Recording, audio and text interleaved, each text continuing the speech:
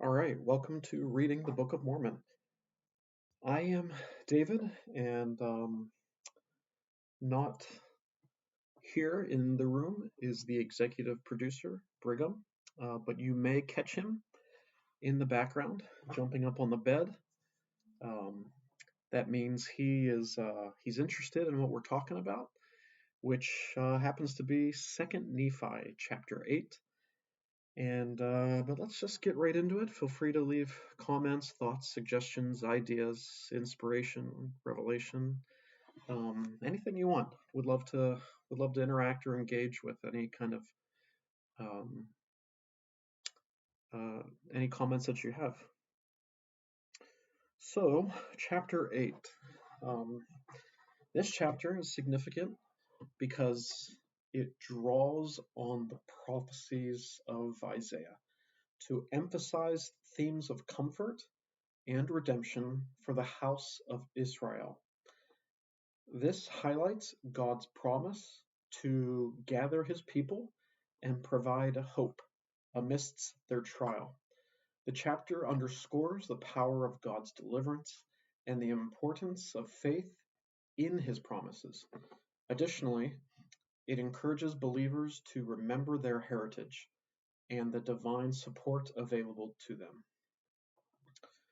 All right, chapter 8. Jacob quotes Isaiah 51 and Isaiah 52, verses 1 and 2. In the last days, the Lord promises great blessings to the house of Israel. Let us watch for promises he makes to Israel. Verse 1. Hearken unto me, ye that follow after righteousness. Look unto the rock from whence ye are hewn, and to the hole of the pit from whence ye are digged.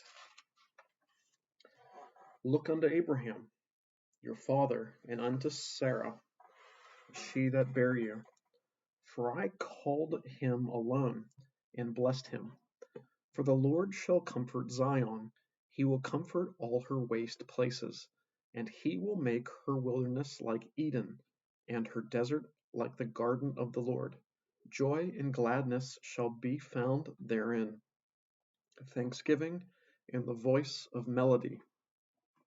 Hearken unto me, my people, and give ear unto me, O my nations, for a law shall proceed from me, and I will make my judgment to rest for a light for the people.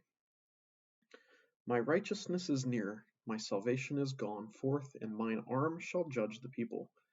The isles shall wait upon me, and on mine arm shall they trust. Lift up your eyes to the heavens, and look upon the earth beneath. For the heavens shall vanish away like smoke, and the earth shall wax old like a garment, and they that dwell therein shall die in like manner. But my salvation shall be forever, and my righteousness shall not be abolished. Hearken unto me, ye that know righteousness, the people in whose heart I have written my law.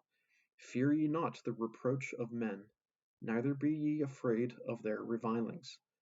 For the moth shall eat them up like a garment, and the worm shall eat them like wool. But my righteousness shall be forever, and my salvation from generation to generation. Awake, awake, put on strength, O arm of the Lord, awake as in the ancient days.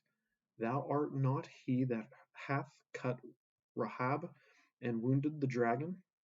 Art thou not he who hath dried the sea, the waters of the great deep, that hath made the depths of the sea a way for the ransomed to pass over?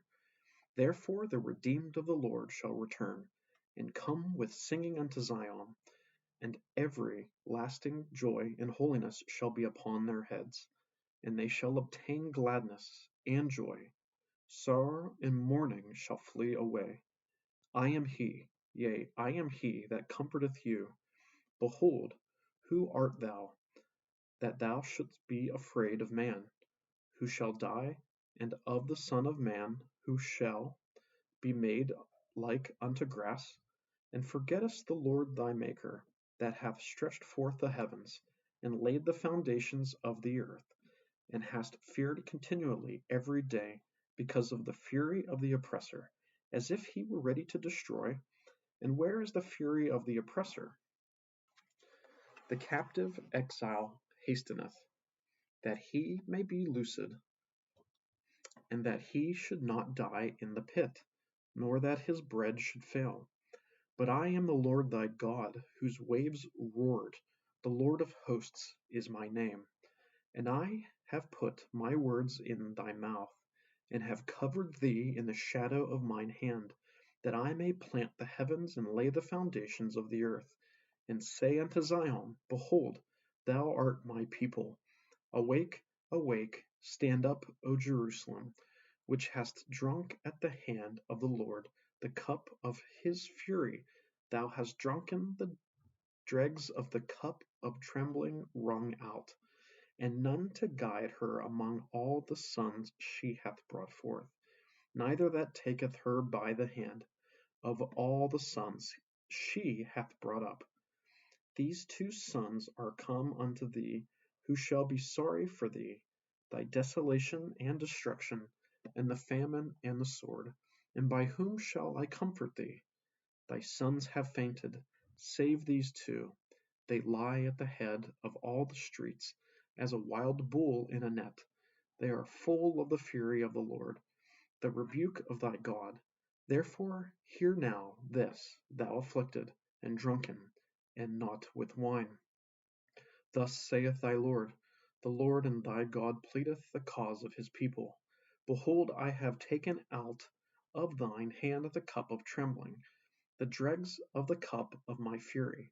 Thou shalt no more drink it again, but I will put it into the hand of them that afflict thee, who have said to thy soul, Bow down, that we may go over, and thou hast laid thy body as the ground, and as the street to them that went over. Awake, awake, put on thy strength, O Zion, put on thy beautiful garments, O Jerusalem, the holy city. For henceforth there shall no more come into thee the uncircumcised and the unclean. Shake thyself from the dust, arise, sit down, O Jerusalem. Loose thyself from the bands of thy neck, O captive daughter of Zion.